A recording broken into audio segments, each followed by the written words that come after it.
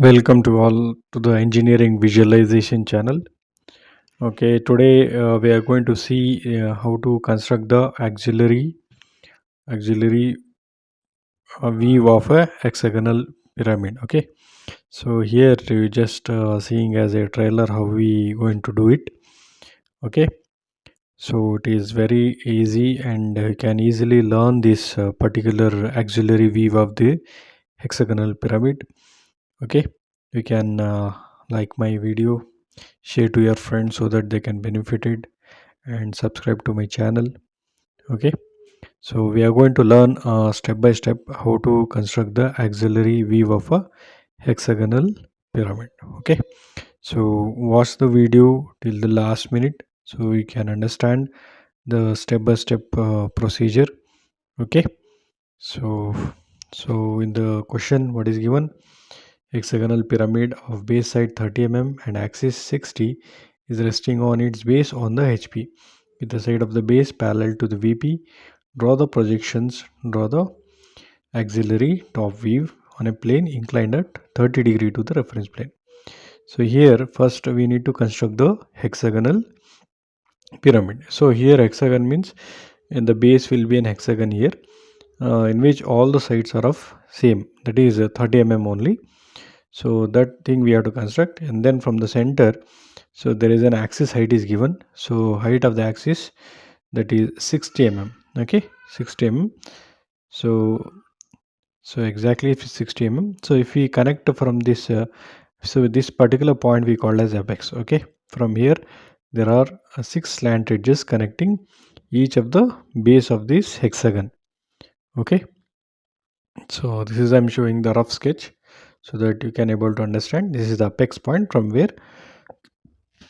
is the center of the base. Okay, this is what the height given in the problem as axis 60 Okay,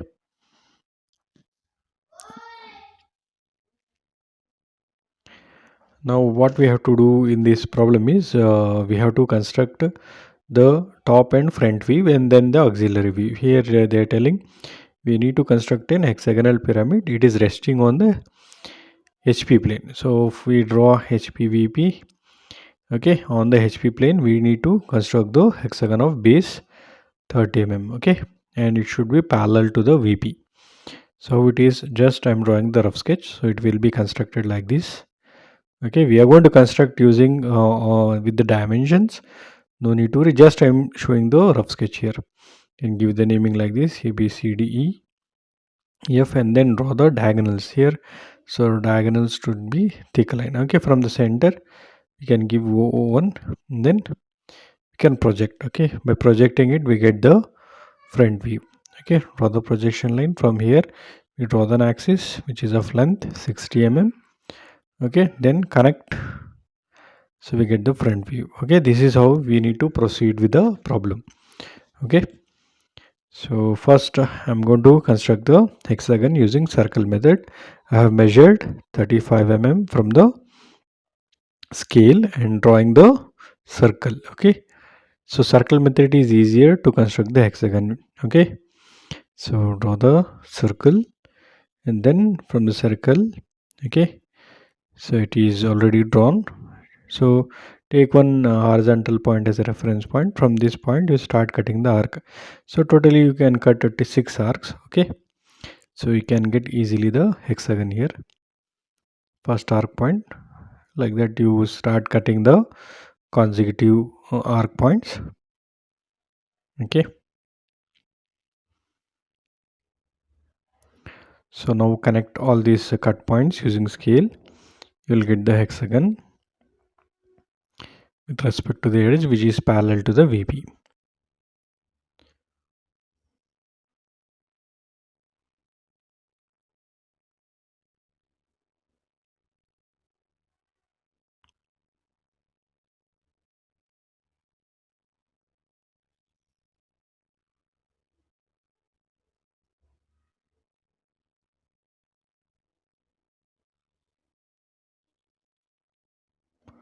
Okay, so hexagon it is constructed. Now after constructing hexagon we can remove this circle, we can erase it. Okay, so after that you can draw the So here the slant edges.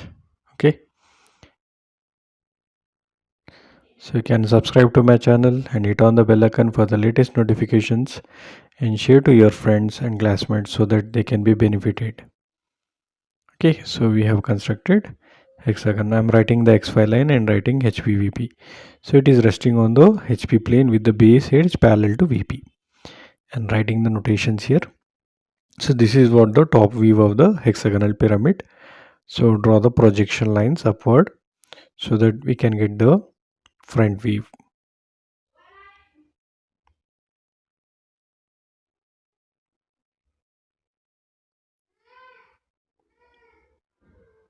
Okay, here the height given it is 60. So I'm drawing an axis. So draw the slant edges.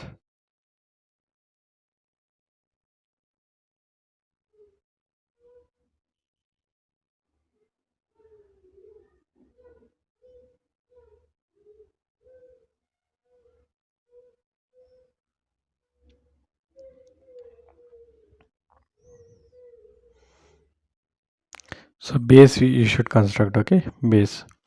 Now you can give the namings. Okay, you can write down it. This in A dash, B dash, C dash, D dash, and E dash and F dash in bracket.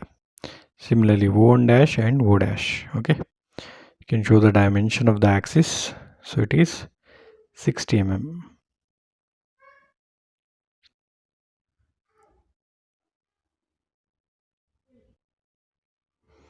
Okay, now we have to draw one line that is inclined plane at an angle of 30 degree. Okay, so for that I'll be extending that xy line. Okay, and taking the reference point. Just I'm for marking point, we need to make sure it should touch the that apex point. If not, I'll draw above it and then draw the parallel line. Okay, first I will take one reference point, and for that I'll extend this reference line. Okay,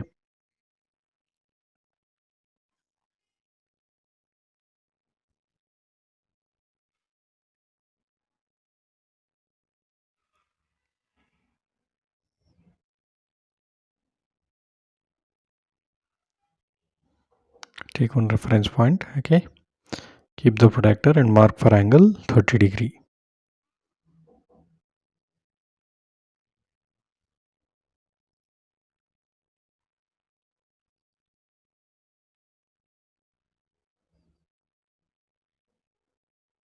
So you need to draw a straight line passing through that point.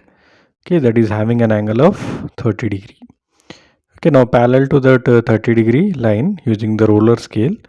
So with respect to the apex point, I'll be drawing another straight line parallel to this 30 degree angle line. Okay, and that will I'll give as x1 y1. Okay, now we need to draw. We need to again erase that 30 degree angle line. Okay, so this is what the line, and this is what the angle plane inclined at an angle of 30 degree passing the apex point. In order to draw the axillary V, we have to draw like this. Okay, now I'll be drawing perpendicular point to this x1 y1 plane. Okay, mark for 90 degree. Okay, now same parallelly I'll be drawing a line, perpendicular line. So parallelly I'll be drawing a parallel lines from this a dash base edge points. Okay, same way using the ruler scale, just I'll make it parallel like this. Yes, similarly I'll be drawing the 90 degree points from this base edge points. Okay, from a dash, b dash, c dash, from that base end points I'll be drawing the perpendicular points. Okay, lines. Now I need to measure the distance using compass and then cut it. So first for the A point, from the base, from the xy line reference, I'll be cutting A. Okay, on that A line we need to cut it. Okay, similarly I'll be cutting B point on that B line. Okay, yes, from there you can cut it from that x1 y1 line reference.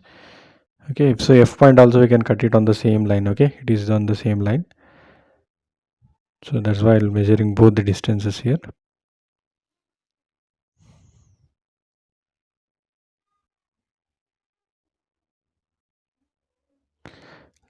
The same procedure you can cut the arc points. Okay, on the same line you need to do it.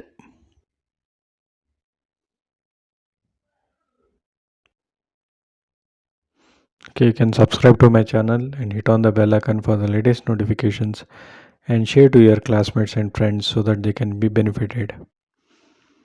Now can mark the namings for all those cut points, and this is A. I'll write as A1. Okay, so that is B1, C1,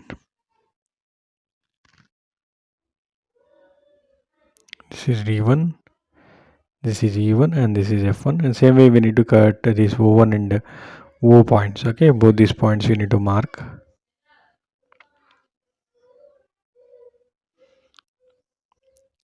Yes, from that X1 Y1 line I'll be marking this O1, and I can give this as O2. Okay, so you can subscribe to my channel and hit on the bell icon for the latest notifications.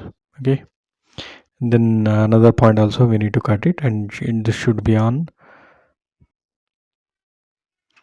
this line. Okay, that is also our O3. I'll give this as O3. Okay, now join to get the hexagon. You can connect all this with the straight line.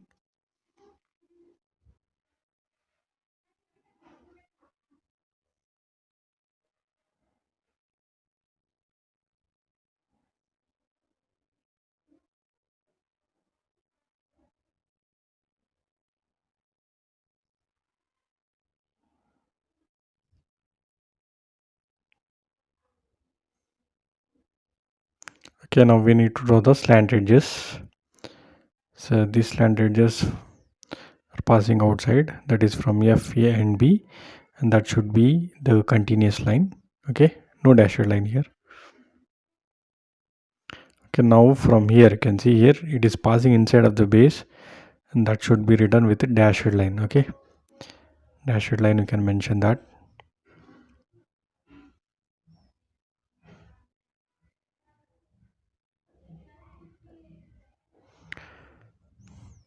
Okay, so you can make a straight line here. Okay, so this is we have completed, and this is our auxiliary top view.